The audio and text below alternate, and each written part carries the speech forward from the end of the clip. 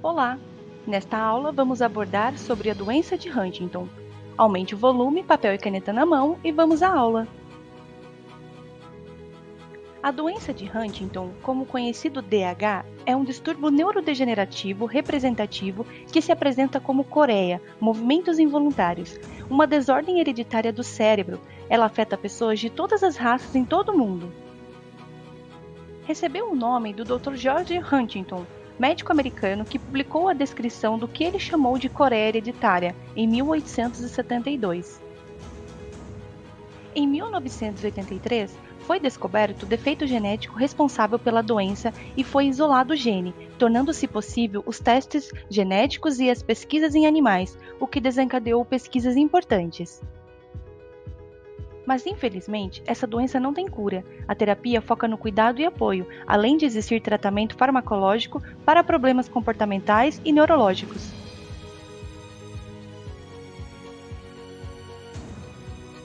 Os sintomas da DH podem variar de pessoa para pessoa, inclusive entre membros da família. Para alguns, os movimentos involuntários podem ser proeminentes mesmo nos estágios iniciais. Para outros, eles podem ser menos evidentes e sintomas emocionais e comportamentais podem ser mais óbvios. A DH é um distúrbio autossômico dominante, progressivo, neurodegenerativo, caracterizado clinicamente por movimentos anormais, demência e síndromes psiquiátricas. A ADH atinge homens e mulheres. De forma geral, os primeiros sintomas surgem por volta dos 40 anos, embora haja uma grande variação. Geralmente, as pessoas afetadas são heterozigóticas. Isso significa que elas têm duas cópias diferentes do mesmo gene. A evolução da doença é silenciosa e as alterações cerebrais estruturais e funcionais podem estar presentes mais de uma década antes dos sintomas e sinais se manifestarem. Filhos que tenham um dos pais afetados têm 50% de chances de herdar o gene alterado e desenvolverão a doença em algum momento de sua vida. A doença de Huntington é herdada geneticamente e é progressiva do sistema nervoso central, cujos sintomas são causados pela perda marcante de células em uma parte do cérebro, denominada gânglios da base. Esse dano no cérebro afeta as capacidades motoras, cognitivas e psiquiátricas. Nas partes motoras, podemos encontrar a inquietação, contrações musculares, agitação excessiva, falta de coordenação e concentração, assumindo um caráter de torção ou mesmo de posturas fixas, classificado como distonia. Na parte cognitiva, mudanças intelectuais leves frequentemente são os primeiros sinais de perturbação. Elas podem envolver habilidade reduzida para organizar assuntos de rotina ou para lidar com novas situações. A memória também pode ser alterada. De alguma maneira, as tarefas de trabalho tornam-se mais difíceis. Na parte psíquica, podemos encontrar sintomas como depressão, irritabilidade, ansiedade, apatia, explosões agressivas, mudança de humor, impulsividade e afastamento social. Neste comparativo, podemos enxergar um cérebro normal e um cérebro afetado com um DH.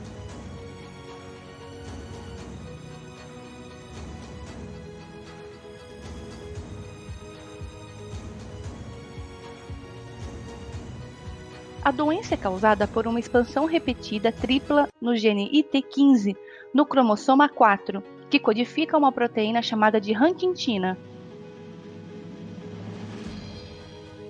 Mutações genéticas são encontradas em cerca de 99% dos casos com sinais sugestivos de DH. Isso implica a existência de outras causas dessa doença. Nos últimos anos, foram identificadas várias doenças distintas que podem apresentar um quadro clínico semelhante, como a HDL.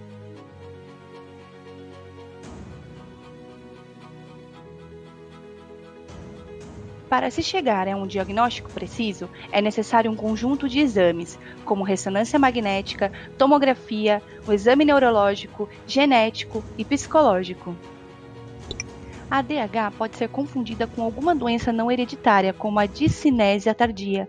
Quando se manifesta de forma predominantemente psiquiátrica, pode ser diagnosticada a princípio como esquizofrenia ou depressão.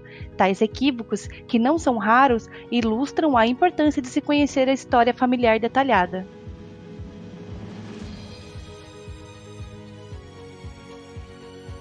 A Coreia responde a medicamentos que reduzem a neurotransmissão dopaminérgica. Sintomas psiquiátricos como depressão e ansiedade também podem responder bem a terapias sintomáticas.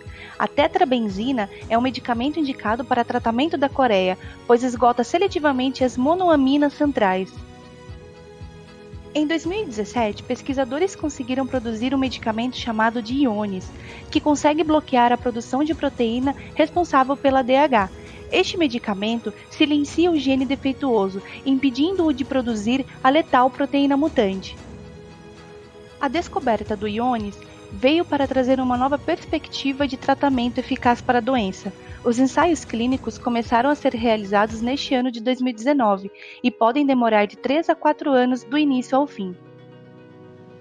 Mas enquanto isso, profissionais da saúde como fisioterapeuta, terapeuta ocupacional, fonoaudiólogo, nutricionista, psicólogo e assistente social podem ajudar muito na maximização das habilidades e prolongamento da independência do paciente de Huntington. É muito importante procurar ajuda psicológica o mais cedo possível, de modo que o paciente receba suporte e apoio emocional à medida que emergirem os sentimentos negativos, para ter alguém com quem dividir suas angústias e encontrar forças para lidar com os inevitáveis obstáculos e adversidades.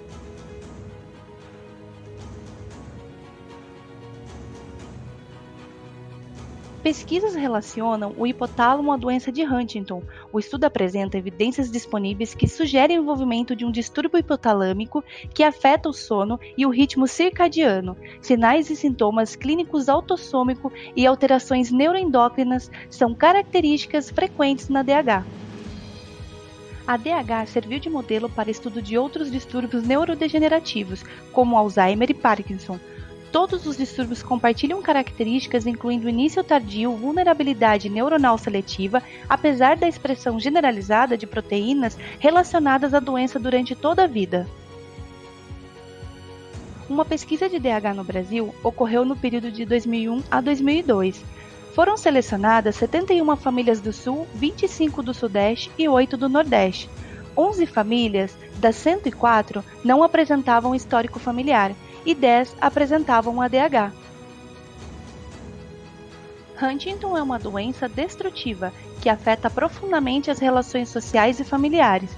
Não há respostas fáceis e prontas para as alterações comportamentais, mas entender como a doença funciona pode ajudar a compreender o paciente, oferecendo atenção, apoio e cuidados.